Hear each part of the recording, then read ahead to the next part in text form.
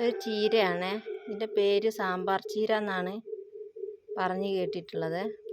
ഇതിനൊരു വയലറ്റ് പൂവുണ്ടാവും.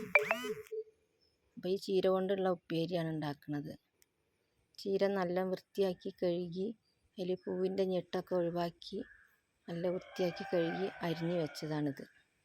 ഇതിലേക്ക് ഇനി കുറച്ച് ചുവന്നുള്ളി അരിഞ്ഞത്, പച്ചമുളക് അരിഞ്ഞത്, കുറച്ച് തേങ്ങ, ഇതെല്ലാം കൂടെ കൂട്ടിയിട്ട് ഉപ്പേരിയിലേക്ക് അരിഞ്ഞ് വെച്ചതിലേക്ക് ഇട്ട് കൊടുക്കുക. ഇതിൻ്റെ കൂടെ ഇതിലേക്ക് പാകമായ കുറച്ച് ഉപ്പും കൂടെ ചേർത്ത് കൊടുക്കുക.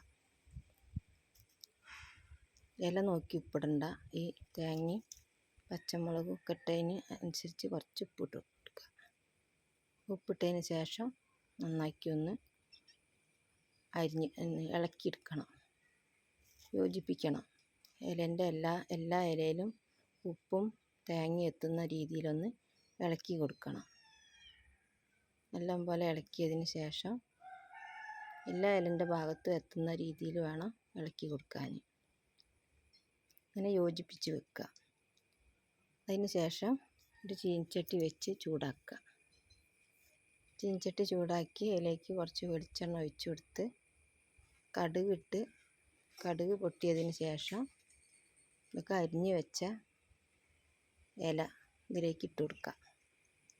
കടുക് പൊട്ടിയതിന് ശേഷം അതിട്ടതിന് ശേഷം ഒന്ന് ഇളക്കി കൊടുക്കുക. നന്നാക്കി ഒന്ന് ഇളക്കിയിട്ട് മേലെ മൂടി വെച്ച് വേണം വേവിച്ചെടുക്കാൻ. ഇനി വെള്ളമൊന്നും ചേർത്തേണ്ടതില്ല. ഒന്ന് മൂടി വെച്ച് ഇടയ്ക്കിടയ്ക്ക് ഇളക്കി കൊടുക്കുക, ഇടയ്ക്ക് മൂടി വെക്കുക. അങ്ങനെ 2-3 പ്രാവശ്യം മൂടി വെച്ച് തുറന്ന് ഇളക്കി കൊടുക്കണം. തീ ഒരുപാടൊന്നും കത്തിക്കണ്ട, കുറേശ്ശെ കത്തിയാൽ മതി. അപ്പം അതിലുള്ള വെള്ളമൊക്കെ ഇങ്ങനെ വാർന്ന് ഇതിലേക്ക് ഇളകി വന്നിട്ടുണ്ട്. അപ്പോൾ കുഴഞ്ഞ മാതിരി ആയിട്ടുണ്ട്.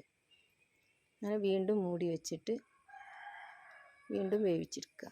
അങ്ങനെ ഒരു 3-4 തവണ മൂടി വെക്കുക, ഇളക്കി കൊടുക്കുക. അങ്ങനെ എടുത്തതിന് ശേഷം ഇപ്പോൾ ഇത് ഉപ്പേരി വെന്തിട്ടുണ്ട്. ഇതിൻ്റെ കളറൊക്കെ മാറി വന്നിട്ടുണ്ട്. ഇതിൻ്റെ ചെറിയ തണ്ടും ഇളയ തണ്ടും ഇലയും ഒക്കെ എടുക്കുന്നതാണ്. തണ്ടാണ് മഞ്ഞ നിറത്തിൽ കാണുന്നത്. അപ്പോൾ ഉപ്പേരി റെഡി ആയിട്ടുണ്ട്. ഈ ഉപ്പേരി മാത്രം കൂട്ടിയിട്ടാണ് ഇന്നിവിടെ ഊണ് കഴിക്കുന്നത്. ഞാൻ കഴിക്കുന്നത് ഇങ്ങനെയാണ്.